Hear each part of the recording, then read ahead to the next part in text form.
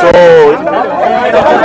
ఎప్పటిలాగే ఈసారి కూడా నా ఓటు హక్కు మా కుటుంబంతో సహా అందరూ వినియోగించుకోవడం జరిగింది. ఇదే విధంగా ఇదే సమయంలో నేను ప్రతి ఒక్కరికి ఎప్పటిలాగా మళ్ళీ వినియోగించుకుంటున్నాను.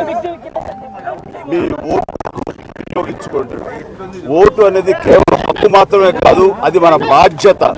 సో ఆ బాధ్యత అనేది మన దేశ రాష్ట్ర రూపురేఖలు మార్చివేస్తుంది.